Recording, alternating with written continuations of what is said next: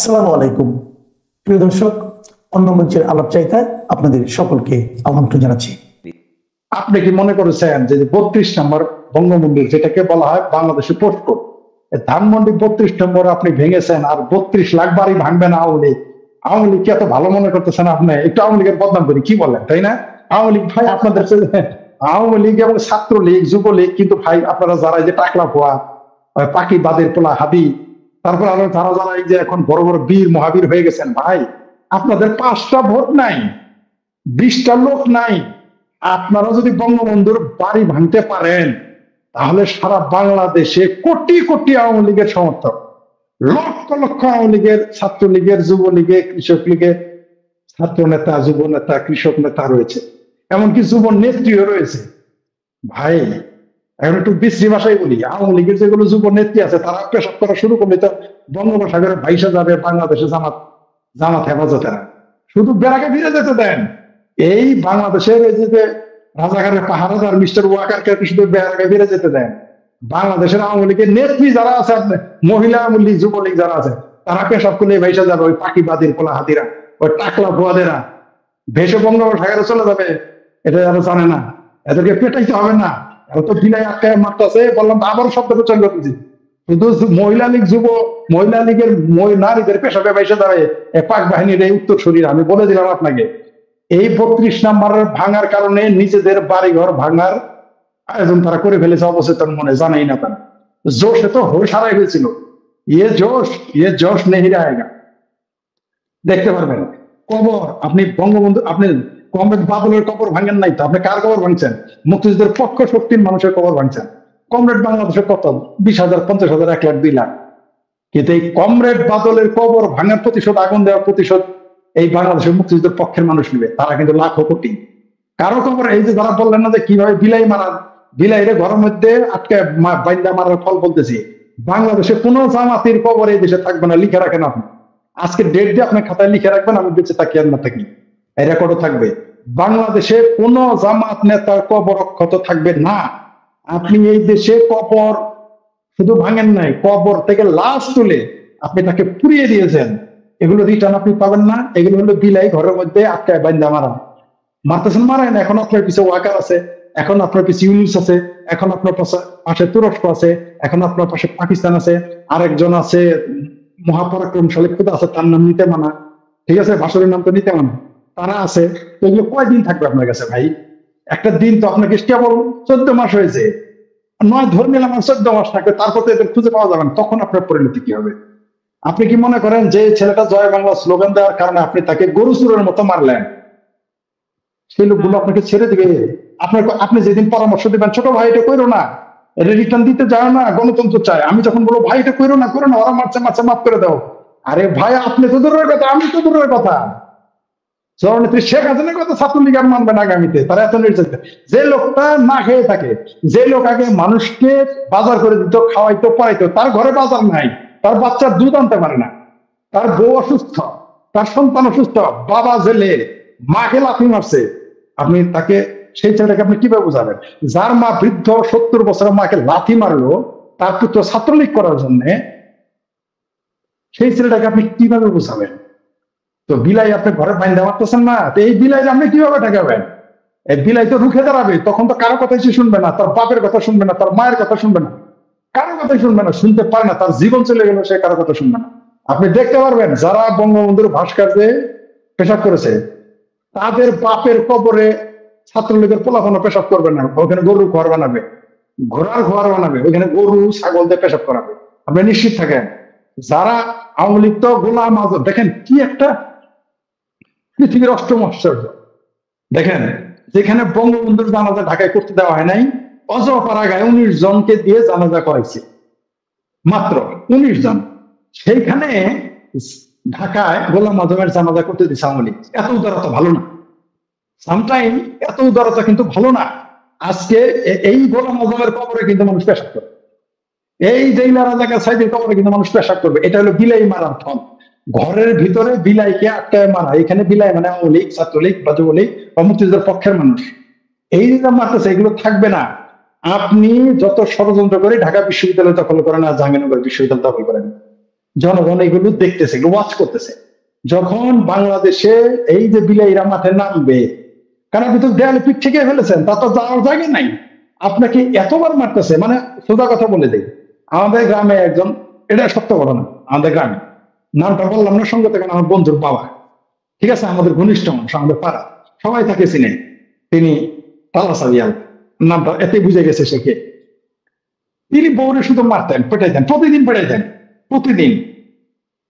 আপনাকে শুনলে হাসবেন।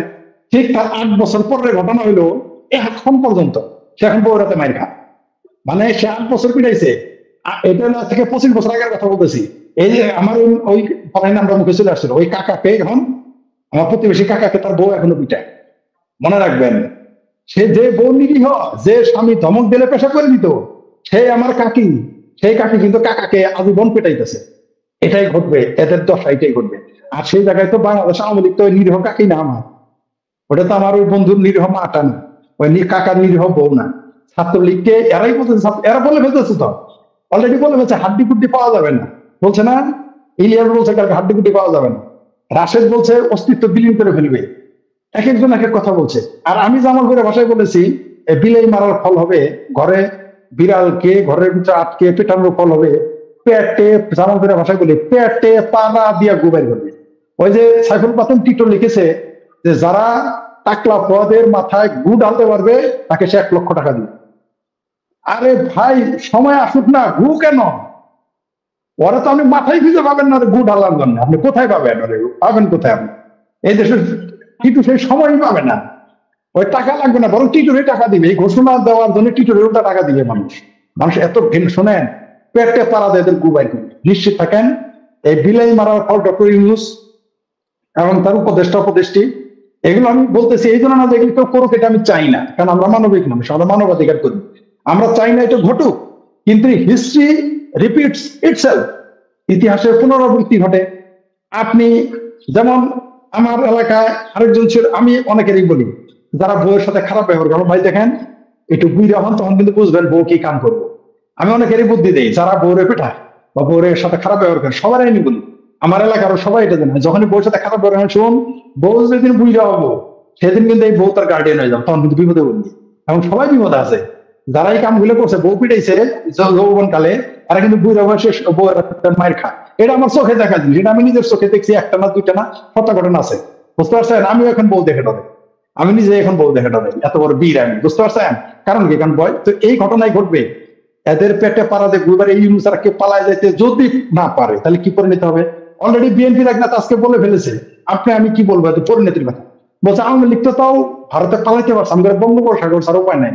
আমি বলে দেই, বঙ্গোপসাগরের জায়গা পাবেন না, যাইতে দিবেন না আপনাদের, কারণ বঙ্গোপসাগর তো যদি এই সরকার থাকে, বঙ্গোপসাগর তো বার মারে দিয়ে দিবে, অলরেডি বন্ধ দিয়ে দিচ্ছে। আপনি যাবেন কোন দিক থেকে ভাই? আপনি তো যেতে পারবেন না, যাওয়ার সুযোগ নাই, বন্ধ দিয়ে দিছে, করিডোর দিয়ে দিছে।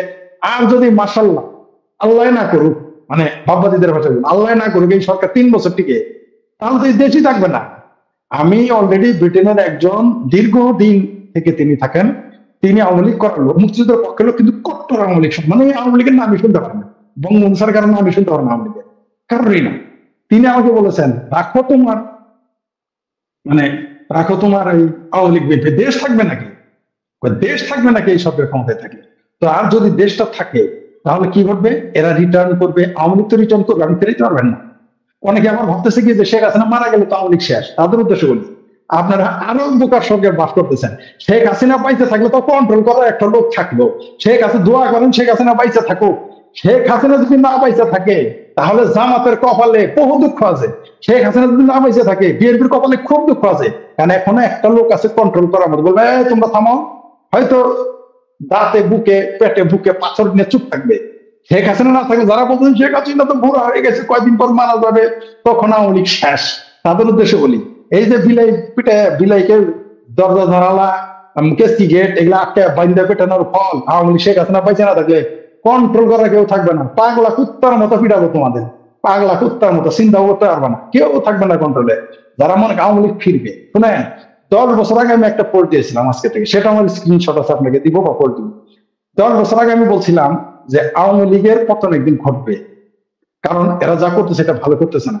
আমার সেই পোস্টে এসে আমারই পছন্দের আওয়ামী লীগের লোকের আমার গালাগালি করছে, আমার বলছেন বিএনপির দালাল, ঠিক আছে, বিএনপির দালাল। এখন যখন বলি যে তোমরাও এরকম পরিস্থিতি এই হবে, তখন আমার বলে শেখ হাসিনার দালাল। আসলে আমি কার দালাল এরা একটা ডিসিশন নেই যে আমার কার দালাল বলে। আমি ভাই কারো দালাল না, আমি হচ্ছে বাংলাদেশের মুক্তিযুদ্ধের পক্ষের একজন সাধারণ সৈনিক। আমি বাংলাদেশের মুক্তিযুদ্ধ বিরুদ্ধে কথা বলবেন, আমি দাঁড়াবো, আমার মতো ফরিদারা দাঁড়াবে, আপনি বঙ্গবন্ধুর বিরুদ্ধে কথা বলবেন, আমরা দাঁড়াবো। আমরা আমাদের জান মাল সবকিছু তাও পে লাগা দেখবে, আমরা সামনে মুখোমুখি দাঁড়াবো। আপনি মুক্তিযুদ্ধের বিরুদ্ধে কথা বলবেন, আমরা আপনাদের রক্ষা করব, আপনাদের সাথে আমরা কিছুই বলবো না, এটা আমরা মেনে। আপনি 32 নম্বর ভেঙে ফেলবেন, আমরা আমার বাড়ি ঘর করার জন্য ব্যস্ত থাকবো। ন যে দেশে বঙ্গবন্ধুর বাড়ি নাই সেই দেশে আমার যারা মুক্তিযুদ্ধের পক্ষে তাদের বাড়িতে কি হবে? বঙ্গবন্ধুর সেই বাড়ি, এটা তো শুধু একটা বাড়ি না, সেটা তো একটা সাইন, সেটা তো একটা চিহ্ন। আপনি সেটা ভাঙতে পারেন না। আপনি সলিমুদ্দিন কলিমুদ্দির বাড়ি, তার বাড়ি এক না। অনেকে আবার এখানে উদাহরণ টানে আরেক বাড়ির কথা, সেই বাড়ি আর এই বাড়িও এক না। এটা তিনি দান করে দিয়েছিলেন মুক্তিযুদ্ধ জাদুঘরে, সেটা একটা বাংলাদেশের প্রতিষ্ঠান হয়েছিল, জাদুঘরে পরিণত হয়েছিল। সেটাকে আপনি কিভাবে বানালেন? বাংলাদেশের মানুষ যেটা বলেন বিলাই মারার পরিণতি তাদের ভোগ করতে হবে খুব শীঘ্রই। বিলাই মারার পরিণতিতে তাদের কবর থাকবে না, তাদের লাশও নাও থাকতে পারে, এমনকি তাদের বাপদাদার লাশ নাও থাকতে পারে, পুরান কবর করতে পারে। আপনি দেখলেন কয়দিন আগে একটা আওয়ামী লীগের কর্মীর নাকি নেতার, বরিশালের এক ইউনিয়নের নেতার কবর ভেঙে দিল। এগুলো আপনি রিটার্ন পাবেন না। আমরা চাই না এগুলো ঘটুক, কিন্তু এগুলো ঘটবে, আপনি ঠেকাইতে পারবেন। গত 3-4 দিন ধরে ঘটনাগুলো দেখছেন। ঢাকা শহরের new market area, science laboratory এরিয়াতে আওয়ামী লীগের বিশাল মিছিল, এবং পাকিস্তানের পররাষ্ট্রমন্ত্রী আমাদের বাঙালিদেরকে হৃদয় পরিষ্কার করতে বলার কথা, সবই আপনারা অবগত আছেন। এই সব কিছুই ঘটছে ইউনুসীয় জবানে। এই ইউনুসের ক্রোধে এবং জামাত ইসলাম এবং বিএনপির সহযোগিতায় 32 নম্বর ভাঙা হয়েছে, সমস্ত মুক্তিযুদ্ধের ভাস্কর্যগুলো ভাঙা হয়েছে। মানে 71 1971 নামে এখন আর কিছুই থাকবে না। এই যখন পায়তারা চলছে যে গ্রামীণ স্থাপনা বা গ্রামীণ ব্যাংক বা গ্রামীণ ফোন নামে কিছু থাকবে কিনা, আপনাদের কি মনে হয়? সারা পৃথিবীর যে জায়গায় এই ছাত্রীগুলো যাচ্ছে সেখানেই দৌড়ানি খাচ্ছে, সেখানেই থাপ্পড় খাচ্ছে। এখন শুধু বাকি বাংলাদেশের চতুর্দিক থেকে একসাথে ধরে এদেরকে বঙ্গোপসাগরে ফেলে দেওয়া। তাই তারা উঠে পড়ে লেগেছে পাকিস্তানের সাথে বুকে বুক মিলাতে। আপনারা জানেন সম্ভবত আগামী মাসের প্রথমই সপ্তাহে এই ছাত্রীগুলো সব চায়না যাচ্ছে এটা কিছু করতে। আবার অনেকেই ভিসা পাসপোর্ট করে রেখে দিয়েছে যে কোনো মুহূর্তে পালিয়ে যাওয়ার জন্য। তো আপনারা সবাই দেখেছেন যে গ্রামীণ টাওয়ার আছে বাংলাদেশের বিভিন্ন বিল্ডিং এ, বিভিন্ন জায়গায় গ্রামীণের টাওয়ার গুলো আছে, এগুলো ভেঙে ফেলা খুব সহজ। গ্রামীণ ব্যাংক হয়তো এই মুহূর্তে হাত দেওয়া যাবে না, তবে অদূর ভবিষ্যতে গ্রামীণ ব্যাংকের প্রতিটা ফ্লোর, প্রতিটা ইট খুলে নিয়ে যাওয়া হবে। গ্রামীণের যত প্রতিষ্ঠান আছে, ইউনুস চাচার বাড়ি পর্যন্ত বাংলাদেশে রাখা যাবে না। এগুলো সব 32 নাম্বার যেভাবে বুলডোজার দিয়ে ভাঙা হয়েছে, এগুলো সব প্রতিষ্ঠান বুলডোজার দিয়ে ভাঙিয়ে দেওয়া হবে। এখন আমি আমার ছাত্রলীগ, যুবলীগ বা আওয়ামী পরিবারের ভাইদেরকে বলবো, আপনারা যে যেখানেই পালিয়ে আছেন বা যে যেখানেই আছেন না কেন, একটা জিনিস শুধু একটু মাথায় রাখেন, যে এই যে গ্রামীণ টাওয়ার গুলো ভাঙে কিন্তু খুবই সোজা। এগুলোর জন্য 1000 ঘনফুট মিছিলের প্রয়োজন হয় না। দুই একটা রড দিয়ে বাড়ি দিলে গ্রামীণ টাওয়ার গুলা ভেঙে ফেলা যায়। বাংলাদেশের বিভিন্ন জায়গায় আনাচে কানাচে গ্রামীণ টাওয়ার আছে। শুরু করেন আজকে থেকে ভাঙা গ্রামীণ টাওয়ার। কারণ একটা জিনিস কি জানেন, যখন আপনি কারো পেটে লাথি মারবেন তখন তার যায় মাথা নইরা ওঠে। কারণ হচ্ছে আপনি যখন পেটে লাথি মারবেন তার খাওয়া দাওয়া বন্ধ। সুতরাং এই গ্রামীণের স্থাপনায় যখনই আপনি আস্তে ধীরে আক্রমণ শুরু করবেন, তখনই এই গ্রামীণ আলাদের মাথা নড়তে থাকবে। এই যে সমন্বয়কদের একটা দুটো করে, যেমন বিদেশে যারা আমরা দৌড়ানি দিচ্ছি এদেরকে, তারা কিন্তু না খাইয়া না দেয় দৌড়ানি দিচ্ছি। আমরা কিন্তু গত 16 বছরে কিছুই খাইনি।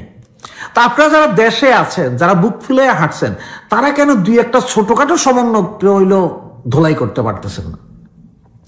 আপনারা 2-1টারে ধোলাই করেন, 2-1টার পাছায় অ্যান্টিক্যাটার চালান, দেখেন না কি হয়।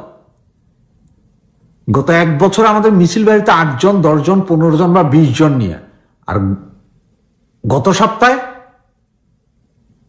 একবারে 100-150 জন লোকের মিছিল। তবে যতটুকু ওই মিছিলে শুনতে পারলাম যে এরা 25 থেকে 30 জন ছিল, কিন্তু সাধারণ পাবলিক নেমেছে। এটা হচ্ছে সাহসের ব্যাপার। আপনার সাহস করে একবার যদি মিছিলে নাইমা যান, দেখবেন যে আপনার পিছনে হাজারো জনতা এমনি জোট হয়ে যাবে। সুতরাং এখন আপনাদের একটা টার্গেট থাকা উচিত যে গ্রামীণ স্থাপনাগুলা, এই গ্রামীণের ডাক্তার ইউনূসের কোনো স্থাপনা যাতে না থাকে, সব নিশ্চিহ্ন করে দিতে হবে। সুতরাং শুরু হোক ছোট থেকে, গ্রামীণের সমস্ত টাওয়ারগুলা ভাঙা দিয়ে শুরু হোক, ছোটখাটো করে হোক। বিভিন্ন টাওয়ার বিভিন্ন জায়গায় আছে, এগুলো ভাঙা খুব সোজা। চোরাইয়ারা যেখানে আপনি ওই যে দেখছেন ওই যে সেতু উদ্বোধন করছে, সেখানে তার চুরি হয়ে গেছে, আজকে লাইট পোস্টও চুরি হয়ে গেছে। তাহলে গ্রামীণের টাওয়ারের এগুলো ভাঙা যায় না কেন? রড দিয়ে বাড়ি দিলেই ভাঙা যায় ভাই, এটা প্লাস্টিক, ওগুলো ভাঙা যায়, ভালোভাবে মারলেই ভেঙে যায়। সুতরাং আজকে থেকে গ্রামীণ নিয়ে শুরু করেন, গ্রামীণ নিয়ে চিন্তা করেন। ধন্যবাদ। জয় বাংলা। তো বর্তমানে আপনাদের যেটা বলছিলাম, যে বর্তমানে আমার কাছে যে ইনফরমেশনটা আছে, যে আপনার তত্ত্বাবধায়ক এই এখনকার যে ইন্টারিম গভর্নমেন্টের কিছু সদস্য 8 জন, আমার কাছে 8 জনের নাম আছে যারা সেফ এক্সিট চাচ্ছে। তার মধ্যে আসিফ নজরুল এবং আপনার ডাস্টবিন শফিক এবং আমাদের নিরাপত্তা উপদেষ্টা, আমাদের প্রধান উপদেষ্টা সহ আরো 4 জন আছেন, যারা সরাসরি সেনাবাহিনী এবং বিভিন্ন দূতাবাসের সাথে কথা বলেছেন যে কোনো পরিস্থিতিতে যদি তারা চলে যেতে হয়, তারা যাতে সেফলি চলে যেতে পারে, কারণ তাদের কোনো দেনা পাওনা এখানে নেই।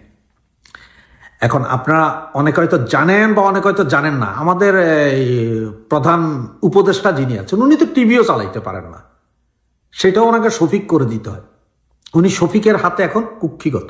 শফিক ওনাকে যা লিখে দেন তাই লিখেন, শফিক ওনাকে যা বলে দেন তাই বলেন। তার মানে হচ্ছে যে উনি এখন শফিক নির্ভর। সুতরাং উনি সব স্বীকার করে বলেছেন যে ভাই আমি চলে যেতে চাই, আমারে পার করে দিলেই আমি যাব। 8 জন যে উপদেষ্টা, তার কারণ হচ্ছে যে ওনারা এখন বুঝতে পারছেন, দেখেন আপনার ঢাকা, চট্টগ্রাম, রাজশাহী, খুলনা সমস্ত ইউনিভার্সিটিতে একটা গন্ডগোল চলছে। এর আগে ঢাকার ওই যে আপনার ঢাকা ইউনিভার্সিটি বুয়েট, চুয়েট, কুয়েট, মুয়েট, এদের দিয়ে একটা, এটা পুরোটাই কিন্তু জামাতের একটা নীল নকশা। তারা চাইতেছে যাতে কোনোভাবে তত্ত্বাবধায়ক সরকার ফিরে আসবে না। তাইলে কি হবে, সমস্ত বিশ্ববিদ্যালয়, স্কুল, কলেজগুলোতে একটা গন্ডগোল লাগে। তারা এমন একটা পরিস্থিতি সৃষ্টি করবে যে উপদেষ্টারা সব ভাইগা যাবে গা, ওনারা যে কোনো একটা রাস্তা ঘাটে, মাঠে, ময়দানে দাঁড়াইয়া বিপ্লবী সরকার গঠন করবে, সংবিধান ছুঁড়ে ফেলে দিবে। এগুলো হচ্ছে জামাতের প্ল্যান এবং জামাতি করাইতে চেষ্টা করতেছে। আর আমরা যারা এই যে আওয়ামী লীগ বলেন, সমমনা বলেন, মুক্তিযোদ্ধার সমর্থক বলেন, তারা সবকিছুতে আমরা ওদের খাওয়ারটা খেয়ে গুজব রটানোতে ব্যস্ত হয়ে পড়ছি।